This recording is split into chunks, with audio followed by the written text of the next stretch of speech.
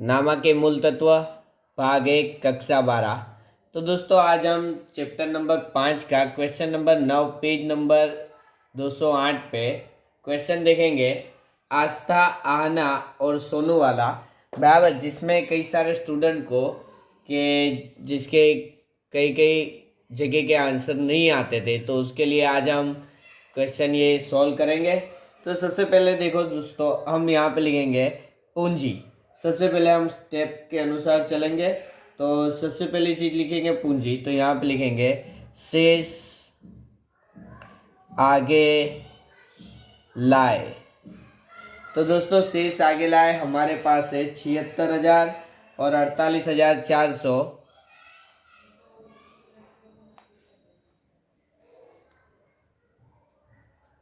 उसके बाद दोस्तों हमारे पास स्टेप नंबर 1 कंप्लीट हो जाने के बाद स्टेप नंबर 2।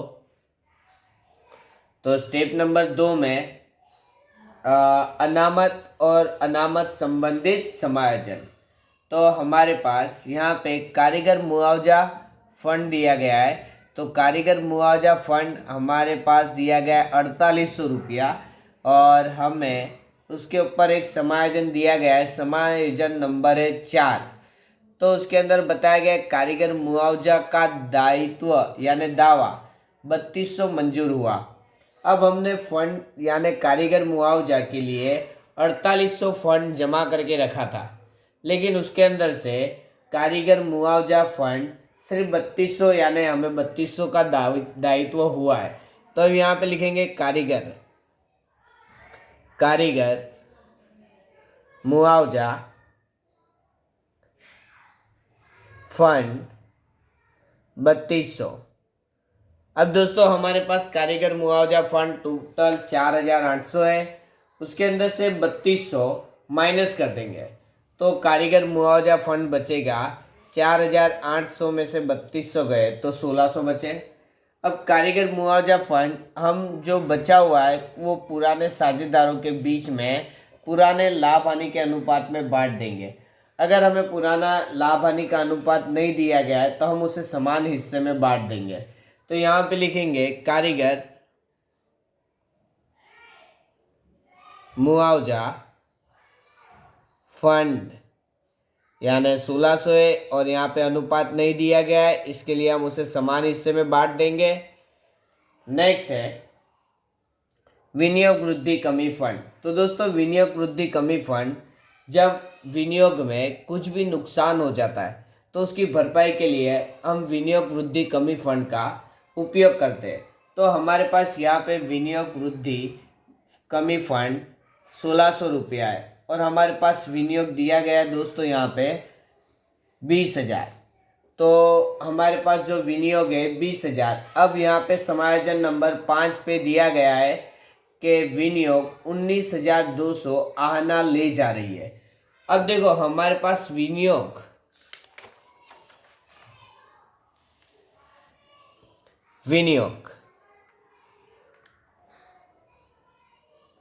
हमारे पास 20,000 है। विनियोग वृद्धि कमी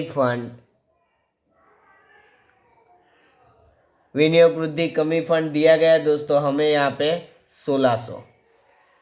अब कौन ले जा रहा है? तो आहना विनियोग ले जा रही है 19,200 में। तो हमें नुकसान कितना होगा यानी हानि हमें 800 रुपये की हानि होगी। ये 800 की हानि हम वृद्धि कमी फंड में से भरपाई करेंगे, तो यहाँ पे 800 रुपया बचेगा अनामत फंड में। तो इन दोनों की एंट्री दे देंगे हम। तो सबसे पहले एंट्री हम यहाँ पे देंगे दोस्तों। तो यहाँ पे लिखेंगे विनियोग खाता।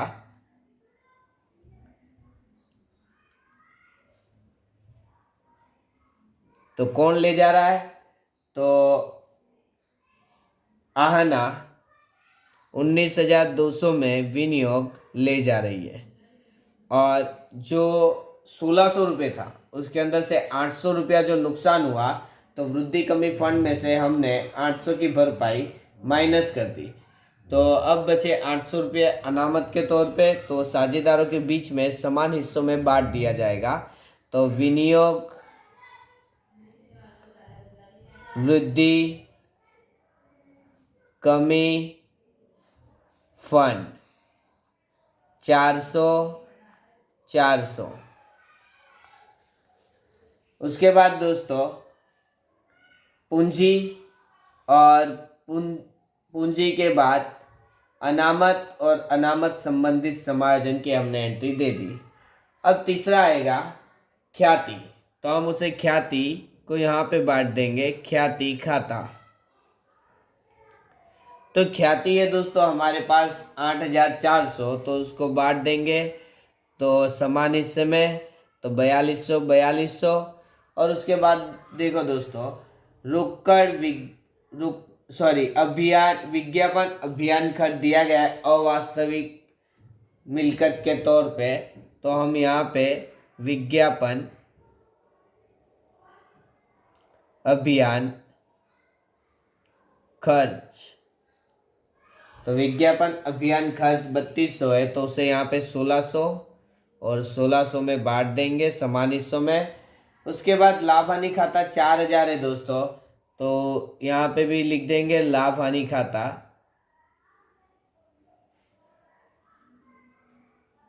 2000 और 2000। उसके बाद आएगा दोस्तों नकद। तो यहाँ पे लिखेंगे शेष आगे लाए। तो हमारे पास नकद है दोस्तों 16000। नियम रिपीट करूँगा फिर से एक बार, ध्यान से सुनो। सबसे पहले पूंजी, अनामत अनामत संबंधित समायोजन, ख्याति, अवास्तविक संपत्तियां, लाभ हानि और रोकड़ ऑब्लिक बैंक। अब हर समायोजन की हम दोस्तों 2 एंट्रियां देंगे। तो अगर संपत्ति में वृद्धि होती है तो यहाँ पे लिखेंगे जमा बाजू लाभ पुनः मूल्यांकन खाते के। और अगर हानि यानी कमी होती है, संपत्ति में कमी होती है, तो कमी हो तो उधार बाजू, संपत्ति में वृद्धि हो तो जमा बाजू, कमी हो तो उधार बाजू। दायित्व में वृद्धि हो तो उधार बाजू, दायित्व में कमी हो तो जमा बाजू। खर्च या नुकसान हो तो उधार, लाभ या हानि यानी उपज या आवक हो तो जमा बाजू लिखेंगे। अब उसके आगे यहाँ पे फर्स्ट समायोजन दिया गया है दोस्तों, सोनू पूंजी के रूप में 80,000 और अपने भाग की ख्याति की रकम रोकड़ में 7200 लाएगी। तो सबसे पहले पूंजी की रकम वो ला रही है, तो पूंजी की रकम ला रही है तो यहाँ पे लिखेंगे 80,000। नकद आए तो उधार, तो यहाँ पे लिखेंगे तो सोनू पूंजी के रूप में 80,000 ला रही है, तो नकद आए तो उधार, यहाँ पे लिखेंगे सोनू के पूंजी खाते, यहाँ पे उधार, यहाँ पे जमा, रोकड़ ऑब्लिक बैंक खाता। सोनू के खाते में लिख देंगे दोस्तों 80,000। उसके बाद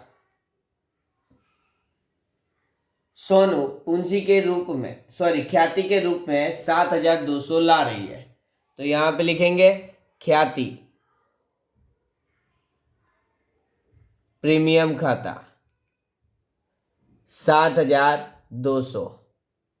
अब ये ख्याति की रकम पुराने साझेदार त्याग के अनुपात में बराबर, आस्था और आना जितना त्याग करेंगे उतना वो लेके जाएंगे।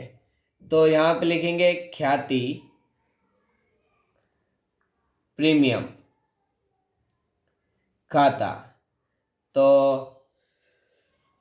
नया साझेदार अगर ख्याति की रकम लाता है तो पुराने साझेदार त्याग के अनुपात में उसे बांट देंगे। तो ख्याति की रकम त्याग का अनुपात हम यहाँ पे ढूंढेंगे। तो यहाँ पे दोस्तों नया अनुपात दिया गया है समायोजन नंबर 2 में, तो हम यहाँ पे लिखेंगे त्याग का अनुपात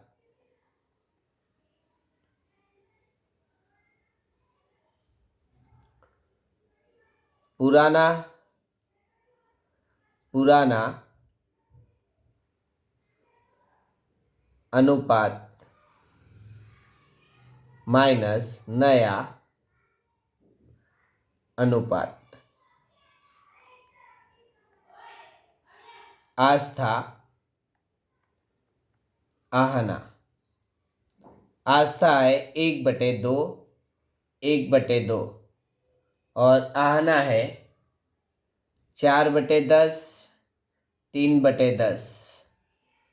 क्रॉस गुणाकार करेंगे दोस्तों तो 10 × 1 10, 4 दूनी 8 बटे 20, 2/20।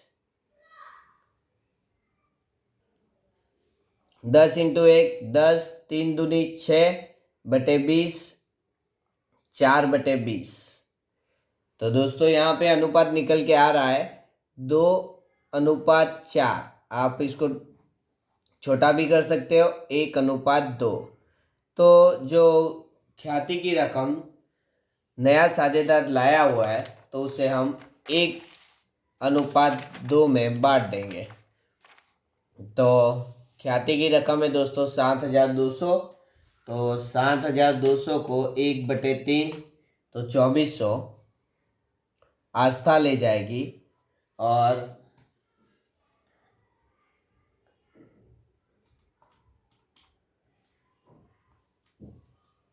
4,800 आहना ले जाएगी। उसके बाद दोस्तों समायोजन नंबर 3 में दिया गया है ख्याति का मूल्यांकन 40,000 किया गया है। तो यहाँ पे देखेंगे कि ख्याति 40,000 है और आस्था सोनू का हिस्सा 3/10 है। तो 40,000 × 3/10 तो 12,000 ख्याति की रकम उसे लानी चाहिए थी सोनू को, लेकिन सोनू ख्याति के रूप में सिर्फ 7,200 ही ला रही है। तो बाकी के जो 4,800 बचे वो भविष्य में बराबर आस्था और आहना बराबर आस्था और आहना ख्याति की रकम उससे लेंगी। तो यहाँ पे बची है रकम 4,800। तो यहाँ पे लिखेंगे सोनू के पूंजी खाता, सोनू के पूंजी खाता। तो बाकी बची जो रकम है 48 को उसे हम 1:2 में बांट देंगे तो 1/3। तो यहाँ पे आएगा 1,600 और यहाँ पे आएगा 3,200 और यहाँ पे लिखेंगे दोस्तों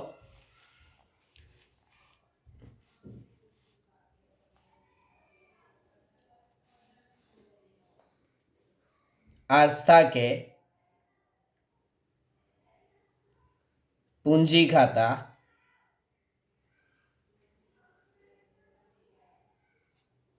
1,600 सोनू में, आहना के पूंजी खाता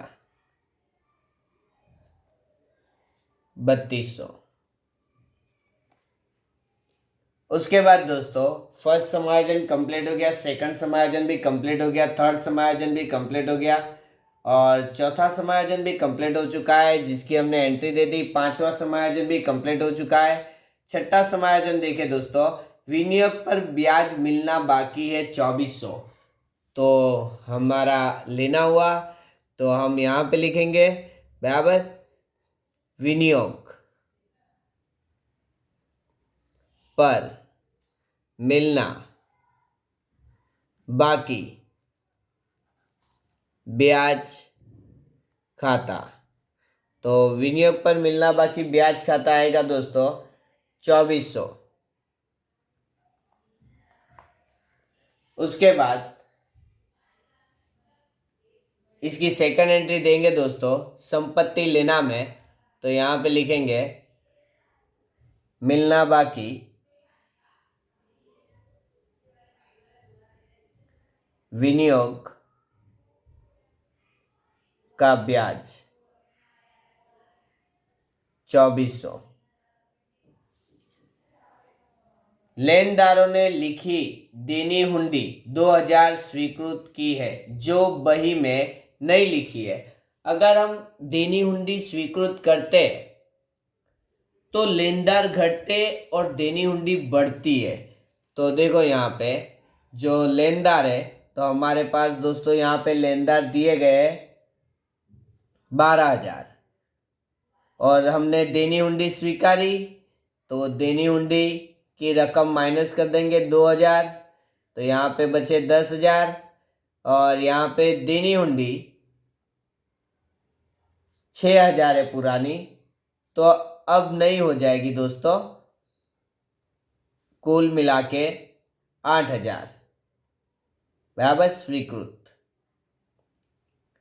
तो टोटल देनी हुंडी अब कितनी हो गई? 8,000। पहले हमारी देनी हुंडी सिर्फ कितनी थी? 6,000। अब हमने स्वीकृत की तो लेनदार घट गए और देनी हुंडी बढ़ गई, तो लेनदार में से 2,000 माइनस करेंगे और देनी हुंडी में 2,000 प्लस कर देंगे। उसके बाद दोस्तों जमीन मकान की बही कीमत उसकी बाजार कीमत की अपेक्षा 20% कम है, बराबर। जमीन मकान की बही कीमत उसकी बाजार कीमत की अपेक्षा से 20% कम है दोस्तों। यानी इसका मतलब ऐसा है कि जमीन मकान की जो कीमत है वो यहाँ पे सिर्फ 80% दी गई है। देखो यहाँ पे गिनती करके बता रहा हूं दोस्तों मैं साइड पे, ये बही कीमत,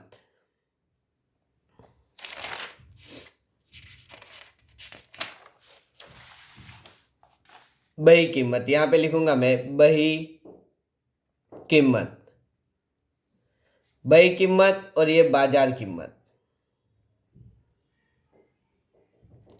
तो बही कीमत, जमीन मकान की बही कीमत उसकी बाजार कीमत की अपेक्षा से, तो बाजार कीमत माना कि 100, उसकी अपेक्षा से 20% कम है यानी 80%।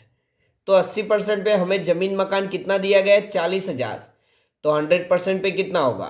तो यहाँ पे दोस्तों जमीन मकान की बाजार कीमत निकल के आती है 50,000। 40,000 इंटू 100/80, तो 50,000 निकल के आ रही है। तो यहाँ पे लिखेंगे हम जमीन मकान 40,000 प्लस वृद्धि 10,000, टोटल हो गई जमीन मकान की कीमत यहाँ पे 50,000। और संपत्ति में वृद्धि होती है तो सेकंड एंट्री हम यहाँ पे देखें, जमीन मकान खाता वृद्धि कितनी हुई? तो 10,000। उसके बाद दोस्तों यहाँ पे चुकाए बीमा प्रीमियम में 4800 आने वाले वर्ष के, यानी अग्रिम चुकाया बीमा प्रीमियम। तो यहाँ पे लिखेंगे अग्रिम चुकाया बीमा प्रीमियम खाता। तो अग्रिम चुकाया बीमा प्रीमियम खाता है दोस्तों 4800, तो यहाँ पे लिखेंगे 4,800। और अग्रिम चुकाया, तो यहाँ पे लिखेंगे संपत्ति लेना में अग्रिम चुकाया बीमा प्रीमियम 4800। अब उसके बाद दोस्तों हमने यहाँ पे सारे के सारे समायोजन कंप्लीट कर दिए। अब जिस संपत्ति और दायित्व पे समायोजन नहीं दिया गया है, तो इसी संपत्ति और दायित्व पक्की तलपट में उसी दिशा में एक बार हमें दर्शा देनी है। तो देखो दोस्तों पक्की तलपट में हम नजर करेंगे तो यहाँ पे पूंजी हो गया है, कारीगर मुआवजा फंड भी हो गया है, विनियोग वृद्धि कमी फंड की भी हमने असर दे दी है। बाकी प्रोविडेंट फंड, तो हम यहाँ पे लिखेंगे प्रोविडेंट फंड। तो प्रोविडेंट फंड निकल के आ रहा है दोस्तों यहाँ पे 6,400। और डूबत ऋण अनामत है तो यहाँ पे भी लिख देंगे डूबत ऋण अनामत। तो डूबत ऋण अनामत है 8,000। लेनदार की हमने एंट्री दे दी है, फिर देनी हुंडी की भी हमने एंट्री दे दी है। उसके बाद ख्याति, तो ख्याति की भी हमने एंट्री दे दी पूंजी खाते में यहाँ पे। और उसके बाद जमीन मकान, उसकी भी एंट्री दे दी। यंत्र बाकी है तो हम यंत्र दर्शाएंगे यहाँ पे। यंत्र है दोस्तों 32,000। उसके बाद विनियोग, तो विनियोग आहना ले गई है तो उसकी हमने एंट्री दे दी। फिर देनदार, तो देनदार यहाँ पे दर्शाए हुए दोस्तों 25,200, तो यहाँ पे लिखेंगे 25,200। स्टॉक 14,400, तो यहाँ पे लिखेंगे स्टॉक 14,400। उसके बाद रोकड़ की हमने एंट्री दे दी, विज्ञापन अभियान खर्च की भी दे दी और लाभ हानि खाते की भी एंट्री दे दी। तो दोस्तों हम सबसे पहले अब खाता क्लोज करेंगे, हमारा पुनः मूल्यांकन खाता।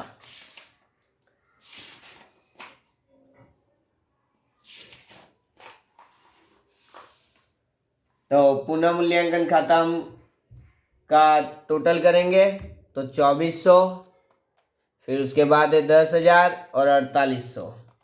टोटल यहाँ पे निकल के आ रहा है दोस्तों 17,200। 17,200 और यहाँ पे माइनस करने जैसी कोई रकम ही नहीं है, तो यहाँ पे लाभ होगा हमें टोटल लाभ 17,200। और ये लाभ हम पुनः मूल्यांकन खाते में जो लाभ हुआ है वो लाभ हम पुराने साझेदारों के बीच में समान हिस्से में बांट देंगे, क्योंकि यहाँ पे हिस्सा यानी अनुपात नहीं दिया गया है, तो अनुपात क्या रखेंगे, समान। तो आस्था और आहना बटे 2 करेंगे तो दोस्तों 8,600 और 8,600। यहाँ पे उधार में एंट्री है तो हम यहाँ पे जमा में एंट्री कर देंगे पूंजी खाते में। तो यहाँ पे लिखेंगे पुनः मूल्यांकन खाता लाभ 8,600, 8,600। अब हम इसका टोटल करेंगे दोस्तों।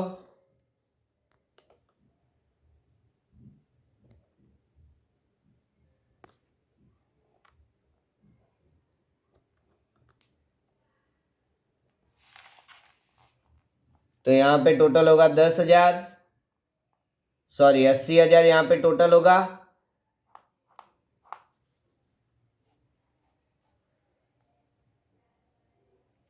और इसका टोटल होगा आना का 48,400, 800, 400, 4800, 3200 और 8,600, तो 66,200।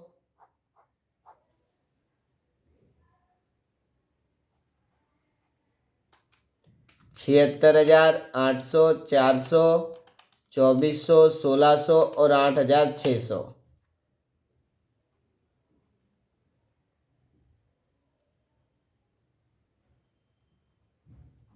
89,800 और यहाँ पे भी 89,800। अब इसमें से हम ये सब माइनस कर देंगे तो इनकी अंतिम पूंजी निकल के आएगी, उसे हम लिखेंगे शेष आगे ले गए और यहाँ पे क्वेश्चन मार्क कर देंगे। 4,200, 1,600 और 2,000, तो इसकी अंतिम पूंजी निकल के आ रही है दोस्तों आस्था की 82,000। फिर आप देखेंगे आना की, तो 66,200 में से 19,200 माइनस कर देंगे, 4,200, 1,600 और 2,000 माइनस कर देंगे तो 39,200 इसकी अंतिम पूंजी निकल के आ रही है। और लास्ट में जो सोनू है 80,000 में से माइनस कर देंगे 1,600 और 3,200, तो 75,200। तो दोस्तों ये जो अंतिम पूंजी मिली हुई है हमें प्राप्त की, उसे हम पूंजी खाते में यानी पक्की तलपट में पूंजी के हेडिंग लगाकर हम उसे दर्शाएंगे। तो यहाँ पे लिखेंगे आस्था, आहना और सोनू। तो आस्था की पूंजी है 82,000, 39,200 और 75,200। इन सब का टोटल करेंगे 82,000, 39,200, 75,200। तो 1,96,400। अब दोस्तों हम इसका टोटल कर देंगे 16,000, 80,000, 7,200, यानी 1,03,200। 1,03,200 यहाँ पे लिखेंगे शेष आगे ले गए। अंतिम नकद निकल के आ रही है दोस्तों 1,03,200 और इसकी एंट्री हम यहाँ पे दे देंगे पक्की तलपट में, रोकड़ ऑब्लिक बैंक 1,03,200। अब दोस्तों हम पक्की तलपट का टोटल करेंगे। तो यहाँ पे 1,96,400, 3,200, 10,000, 8,000, 6,400, 8,000, तो 2,32,000 पक्की तलपट का टोटल निकल के आ रहा है। यहाँ पे 50,000, 32,000, 25,200, 14,400, 1,03,200, 4,800 और 2,400, तो 2,32,000। तो दोस्तों इस तरह से बराबर ये जो क्वेश्चन नंबर 9 है हमने यानी इसका सॉल्यूशन मैं आपको दे रहा हूँ बराबर। और इसके बाद भी अगर आपको कोई क्वेरी है तो आप मुझे पूछ सकते हो।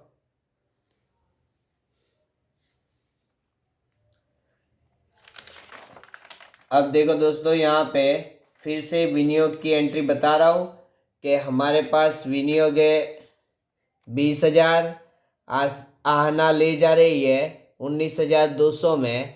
तो जो 800 रुपये नुकसान हुआ उसकी भरपाई हम कहाँ से करेंगे, विनियोग वृद्धि कमी फंड में से 800, तो बचे 800 रुपये बराबर फंड में। तो 800 रुपये फंड में, तो ये जो बची रकम तो पुराने साझेदार पुराने अनुपात में बांट देंगे बराबर।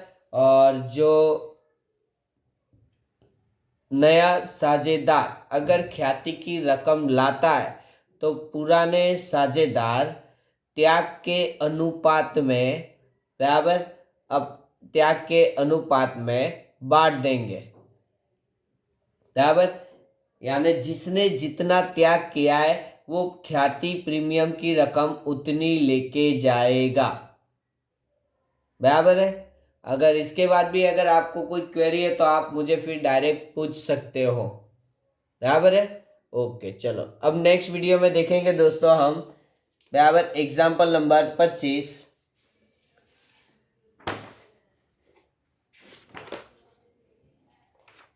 और